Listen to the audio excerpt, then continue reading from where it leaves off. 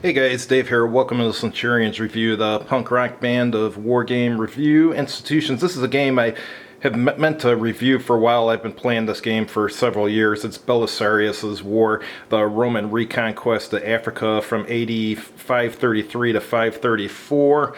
I think this goes for around $14.99 or so, so it's a very inexpensive game, but it's a lot of fun. Essentially, this is Romans versus Vandals. For the Romans to win, let me give you the victory conditions here. They have to occupy all the fortresses.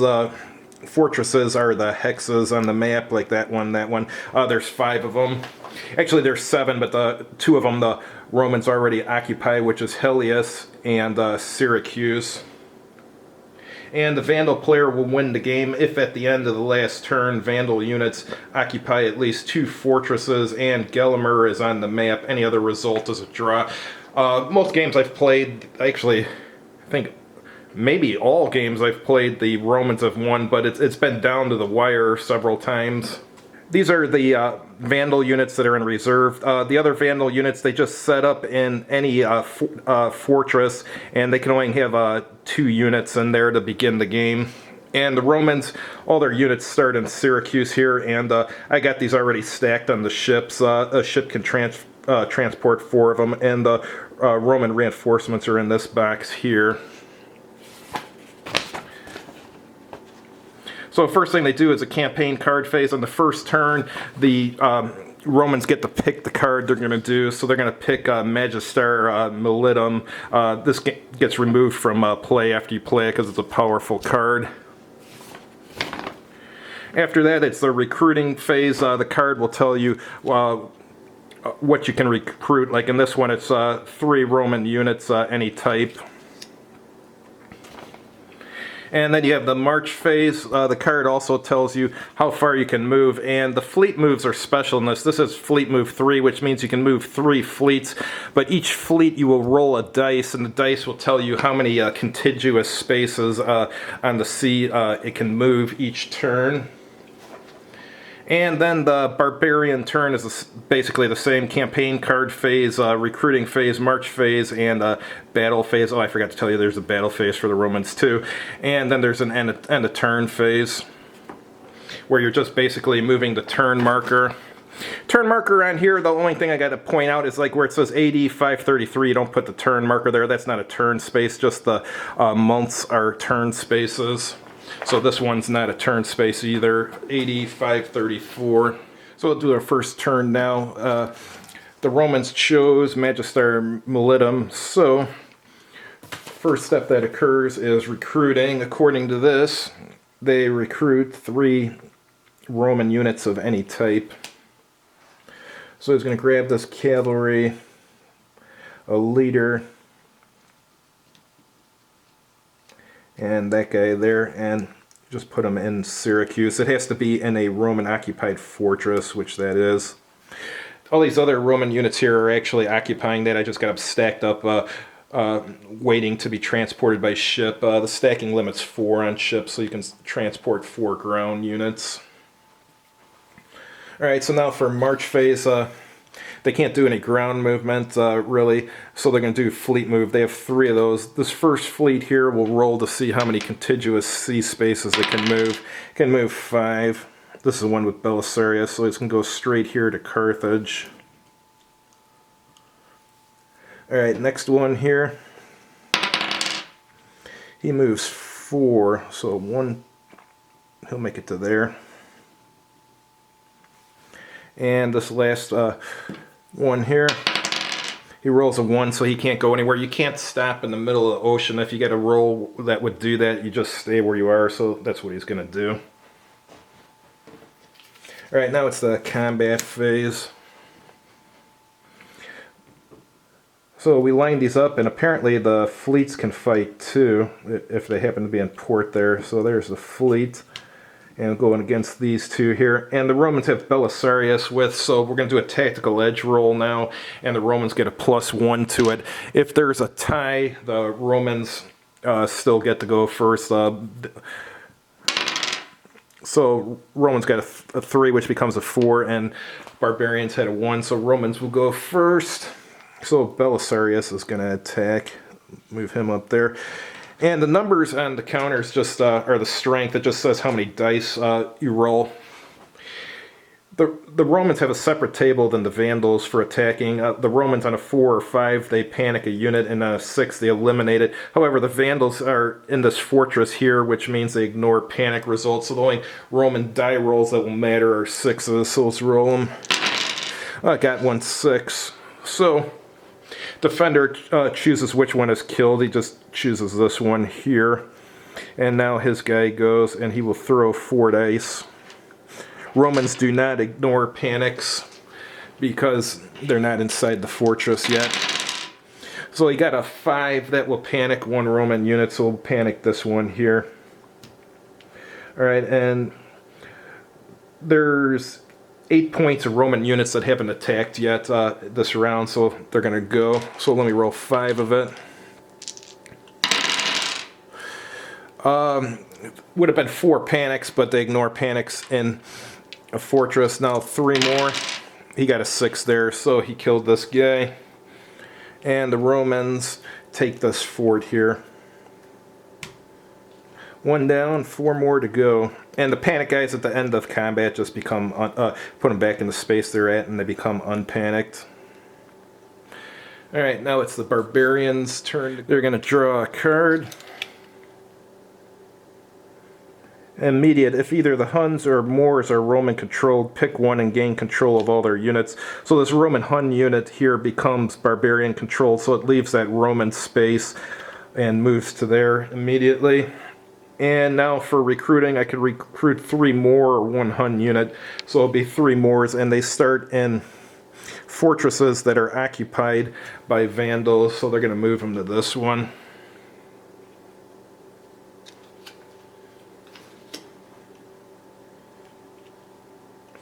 They're not going to attack this turn.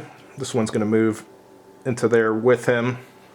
That's the basics of how a turn works. There's just some optional rules I want to go over with you. There's force marching, where if you're with a leader, it allows the units that move slower than the leader to move at his speed, but then they have to roll a die, and if they get a 1, they're eliminated. So, and then there's elite units, and those resolve with this elite table here, if you're using that optional rule. And there's pursuits after battles, so that's an optional rule. So if something retreats, you can pursue it and cause another combat to occur immediately. And there's winning major battles. If there's a battle that has 4 units on each side, so a total of 8 units, and you win that battle, you win a unit of your choice from your recruiting pool.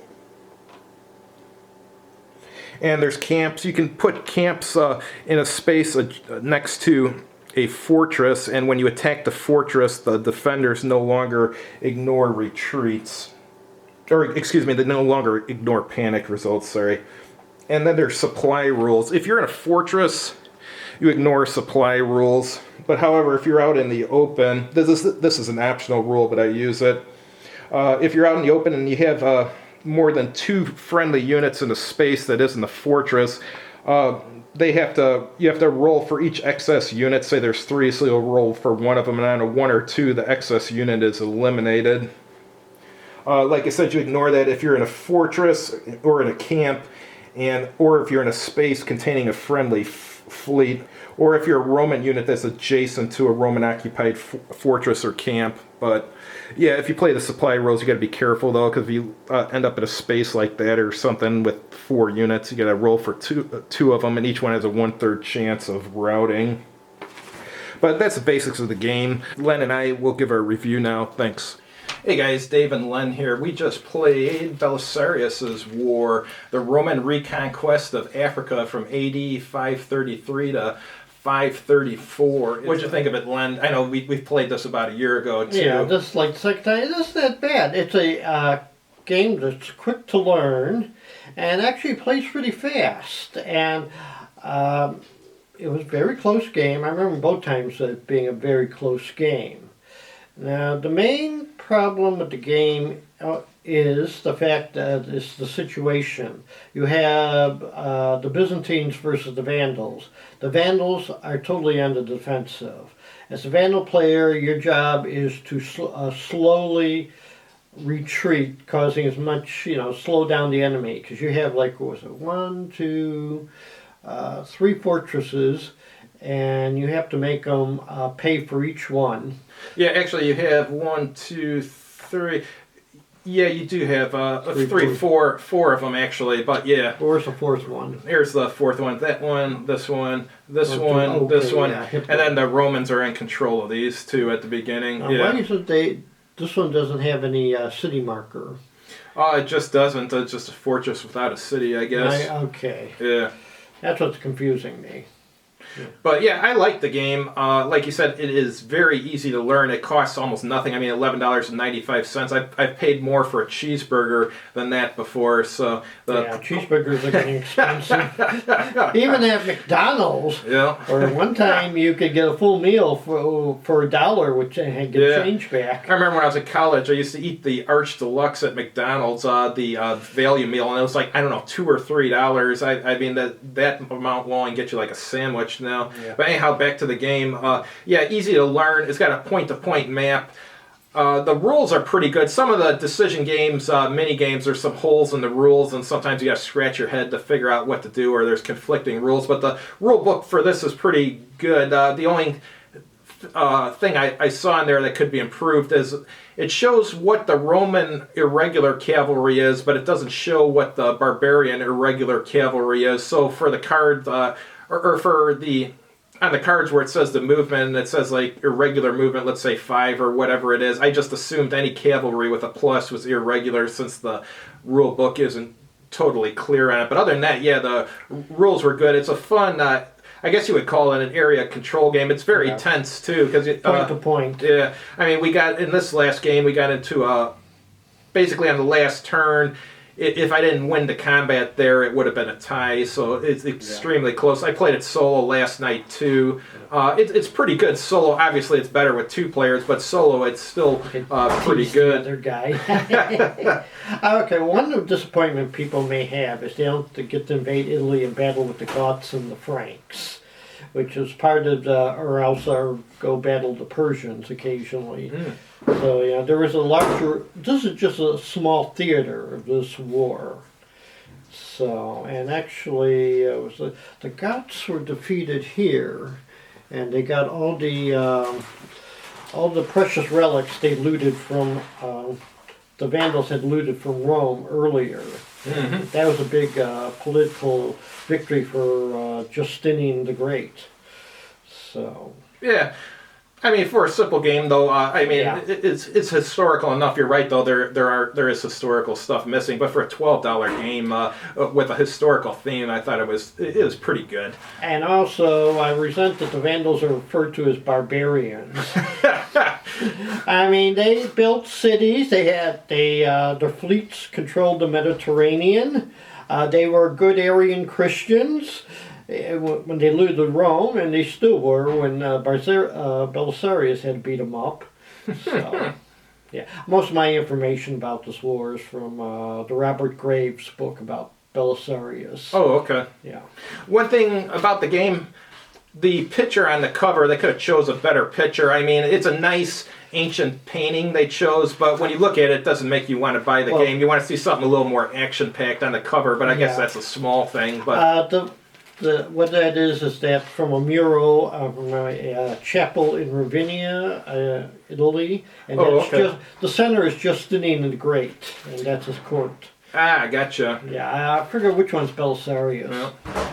But yeah, I remember when I saw this in the store, I wasn't going to buy it at first because I didn't like the picture on the cover, but I turned it over and showed it a point-to-point map and stuff, and I like I've read about Belisarius and stuff, so I was like, yeah, I'll pick it up. I'm glad I did. A lot of fun. Anyhow, thanks for watching, guys, and we'll have something else next week. I don't know if it's another micro game or what we'll have. Have a good evening. Yeah.